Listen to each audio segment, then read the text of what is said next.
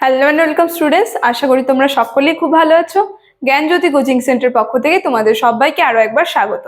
তো আমি মীরা ম্যাম, আমি আজকে তোমাদের বাংলা বিষয় থেকে আবার একটি নতুন টপিক নিয়ে চলে এসেছি। আজকে আমি যেটা নিয়ে আলোচনা করব, দেখো তোমরা সেটি বোর্ডে দেখতেই পারছো, তোমাদের যে বাংলা কাব্য সাহিত্য রয়েছে সেখান থেকে একজন বিখ্যাত কবি জীবনানন্দ দাশ যে রয়েছে তার সেই কাব্য সাহিত্যে অবদান সম্পর্কে আজকে আমি আলোচনা করব এবং সেখান থেকে আমি কিছু তথ্য তোমাদেরকে জানাবো। গুরুত্বপূর্ণ কিছু তথ্য নিয়ে আমি আলোচনা করব। আলোচনাটি শুরু করার পূর্বে তোমাদের ছোট্ট করে একটা ইনফরমেশন দিয়ে দিই। দেখো বোর্ডের কর্নারে তোমরা দুটো নাম্বার দেখতে পাচ্ছো, এটা হচ্ছে আমাদের জ্ঞানজ্যোতি কোচিং সেন্টারের অফিসিয়াল হেল্পলাইন নাম্বার।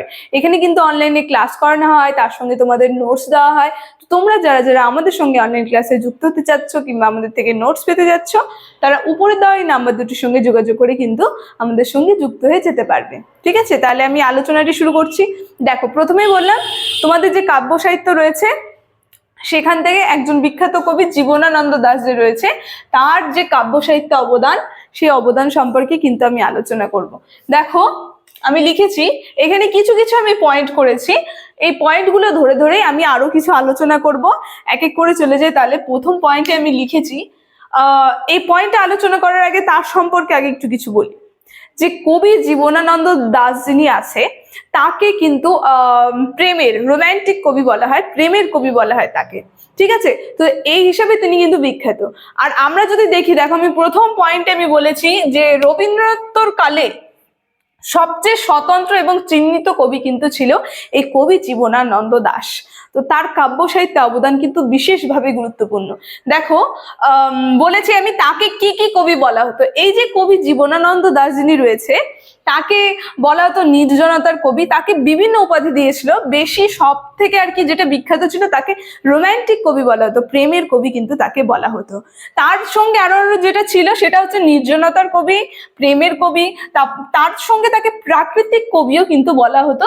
তারপরে জীবনের কবি এবং সময়ের কবি, এই সমস্ত উপাধি কিন্তু তাকে দেওয়া হয়েছিল। এই সমস্ত কবি তাকে কিন্তু বলা হতো, কবি হিসেবে সে পরিচিত ছিল।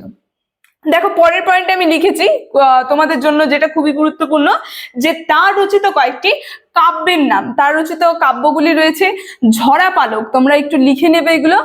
ঝরা পালক রয়েছে, যেটা 1927 সালে তিনি লিখেছিলেন। আরো কিছু কিছু কাব্য আমি লিখে দিয়েছি। ধূসর পাণ্ডুলিপি, যেটা 1936 সালে তিনি লিখেছিলেন। তারপরে বনলতা সেন, তার বিখ্যাত একটি কবিতা এই বনলতা সেন, সেটা 1942 সালে তিনি লিখেছিলেন।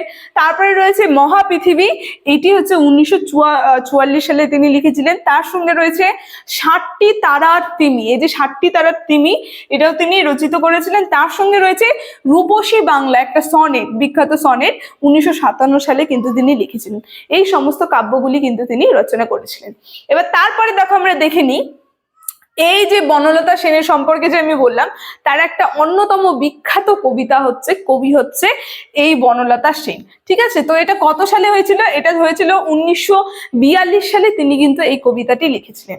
তো তার যে রচিত একটু কবিতা, সেগুলো সম্পর্কে আমরা কিছু কিছু জেনে নিই। এই যে বনলতা সেন কবিতা আছে, এটা একটা অন্যতম বিখ্যাত প্রেমের কবিতা। ঠিক আছে, তো এই প্রেমের কবিতায়, কবি রচিত এই প্রেমের কবিতা আমরা দেখব, তিনি তার যে প্রেমিকার, সেই প্রেমিকার সন্ধান করছেন। হাজার হাজার বছর ধরে সে তার প্রেমিকার জন্য অপেক্ষা করছেন। এটা একটা খুবই বিখ্যাত অন্যতম এবং প্রেমের কবিতা ছিল। দেখো, তারপরে তার একটি বিখ্যাত গ্রন্থ আমরা জেনে নিই। তিনি যে গ্রন্থগুলো রচনা করেছেন সেইগুলোর মধ্যে একটা বিখ্যাত গ্রন্থ রয়েছে, সেটার নাম হচ্ছে কবিতার কথা। এই গ্রন্থটি তিনি রচনা করেছিলেন, তার রচিত একটা বিখ্যাত গ্রন্থ যেটার নাম হচ্ছে কবিতার কথা। তার সঙ্গে তার রচিত দুটা কবিতা সম্পর্কে আমরা জেনে নিই। তার রচিত দুটি কবিতার নাম হচ্ছে, দুটি বিখ্যাত কবিতার নাম হচ্ছে বোধ আর 8 বছর। এই যে বোধ আর 8 বছর যে রয়েছে, এই কবিতার বিষয়টা একটু কি ছিল সেটা সম্পর্কেও জেনে নিই। দেখো, বোধ আর 8 বছরের মধ্যে আমি লিখেছি তার যে ব্যক্তি জীবনের যে বোধ আছে, তার নিজের ব্যক্তি জীবনের বোধ, সেই বোধ সম্পর্কে কিন্তু তিনি লিখেছিলেন। তার নিজের বোধ বলেছে, তার মধ্যে কি বিভিন্ন ধরনের বোধ কিন্তু তার জীবনের মধ্যে কাজ করে। যেমন হচ্ছে ব্যক্তি জীবনের বোধের সন্ধান তিনি নিজেও জানেন না। এই সমস্ত বিষয় কিন্তু তিনি তার এই যে বোধ আর 8 বছর যে কবিতা রয়েছে, কবিতা দুটির মধ্যে কিন্তু তিনি রচনা করেছিলেন। আমরা একটু জেনে নিলাম বনলতা সেন এই কাব্যগ্রন্থ সম্পর্কে, একটু আমরা এই কবিতা সম্পর্কে আমরা একটু জেনে নিলাম। তার সঙ্গে তার যে রচিত একটি প্রাকৃতিক কবি, তাকে যে প্রাকৃতিক কবি বলা হতো, তো তার রচিত একটি প্রাকৃতিক আমরা সনেটের নাম জেনে নিই যেখানে প্রাকৃতিক বিষয়বস্তু রয়েছে, সেটা হচ্ছে রূপসী বাংলা। দেখো প্রথমে বলেছিলাম এই যে রূপসী বাংলা যে রয়েছে এটা হচ্ছে 1957 সালে কিন্তু তিনি লিখেছিলেন। আর এই রূপসী বাংলা এই প্রাকৃতিক সনেটটির মধ্যে, এই সনেটটির মধ্যে আমরা দেখব তার যে প্রাকৃতিক প্রেম, এই যে বলেছে দেশের যে প্রাকৃতিক বর্ণনা, দেশের যে প্রাকৃতিক সৌন্দর্য, প্রাকৃতিক বর্ণনা, ফুল ফল পশু পাখি, তার সেই প্রাকৃতিকের প্রতি যে তার টান এবং একটা প্রেম, সেটা কিন্তু তিনি তার এই যে সনেটটা যে রয়েছে রূপসী বাংলা সনেট, এই সনেটটার মধ্যে ব্যক্ত করেছেন। তাই তাকে প্রাকৃতিক কবি, প্রেমের কবি, ঠিক আছে, তো এই সমস্ত হিসেবে কিন্তু তাকে ডাকা হতো, এই সমস্ত উপাধিগুলো তাকে কিন্তু দেওয়া হয়েছিল। তো আজকে এই যে বাংলা কাব্যে জীবনানন্দ দাশের সম্পর্কে আলোচনা আমার এতটুকুনি ছিল। আমি আরেকটি ভিডিও বানাবো যেখানে এই যে জীবনানন্দ দাশের রচিত বোধ, আটপোহর, তারপরে যে আরো যা যা বললাম রূপসী বাংলা, তারপরে বনলতা সেন এই কবিতা, এগুলো সম্পর্কে আরেকটু আমি ডিটেলসে আলোচনা করব। তো আলোচনাটা আমি এখানে শেষ করছি। আর ভিডিওটি যদি তোমাদের ভালো লেগে থাকে অবশ্যই লাইক, কমেন্ট, শেয়ার আর সাবস্ক্রাইব করে দেবে। Thank you.